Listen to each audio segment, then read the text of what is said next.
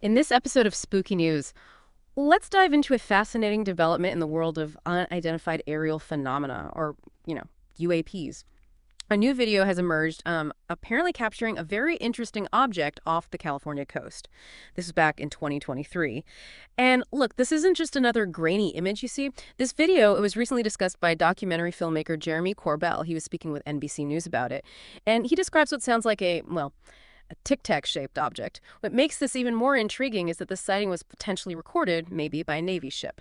He claims this video actually shows not one, but four distinct aircraft. Four. These objects were reportedly observed by sailors aboard the USS Jackson, and this was just last year.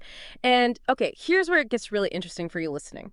These witnesses apparently saw these unusual aircraft ascend directly from the ocean, and then they moved off together, like in a synchronized way. Think about that rising straight out of the water. It's wow. If we kind of connect this to the broader picture of UAP sighting, this whole emergence from the water aspect, it adds a completely new layer, doesn't it? It makes you consider if we're looking at something that's transmedium, meaning, capable of moving seamlessly between different environments like air and sea. That capability alone would be, well, revolutionary. The unnamed witness Corbell spoke with also mentioned these objects appearing on the ship's radar. So that suggests a physical presence that our sensors could actually detect. Now, naval ships, they use pretty sophisticated radar systems, right? They're designed to track conventional aircraft, missiles, all that stuff. So the fact that these objects were allegedly picked up implies they had a significant radar signature. Though obviously the specifics of that signature would be really key information to have. Corbell has also really emphasized the apparent capabilities of these alleged aircraft.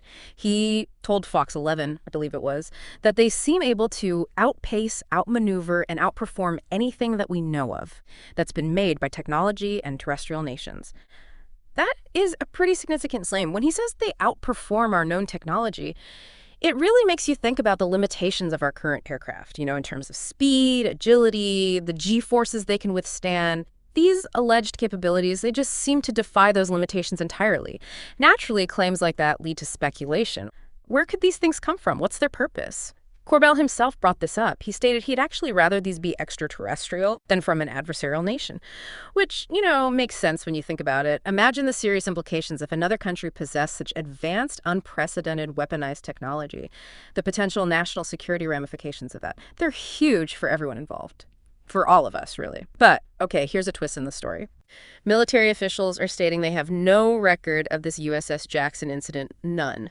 A Pentagon spokesperson, they told Fox News Digital that the All-Domain Anomaly Resolution Office, that's AARO, the Pentagon's office specifically tasked with investigating these UAP reports.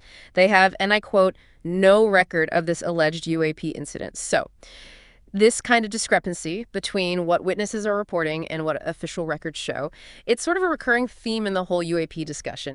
Is it an issue with data collection, maybe? Are the reporting protocols just not adequate for these kinds of events? Or, could there be other reasons why an incident like this might not be officially acknowledged?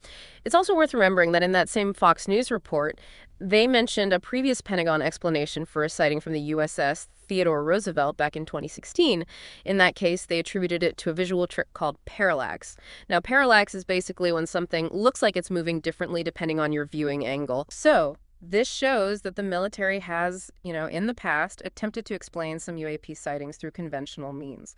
So where does that leave us? On the one hand, you have this compelling video, these first-hand accounts of these tic-tac objects reportedly emerging from the ocean, moving in ways that seem beyond our tech. And then on the other hand, you have the Pentagon stating quite clearly, quite firmly, that they have no record of this event.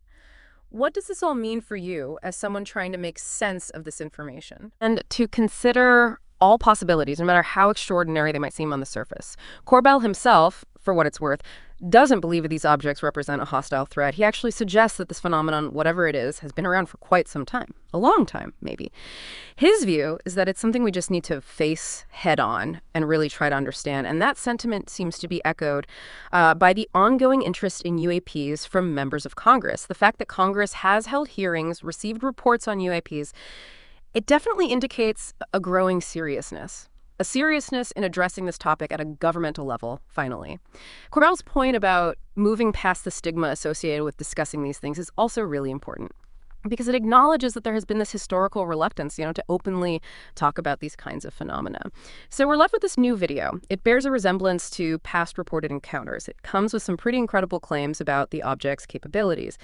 Yet it's met with an official denial. No record exists. It definitely leaves you with more questions than firm answers, doesn't it? And maybe that's the key takeaway here. These incidents, whether they are ultimately confirmed through official channels or just remain in the realm of the unexplained, they continue to fuel this really important ongoing conversation.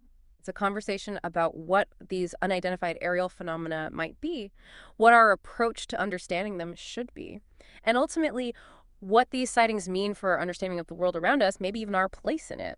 Definitely something to keep mulling over.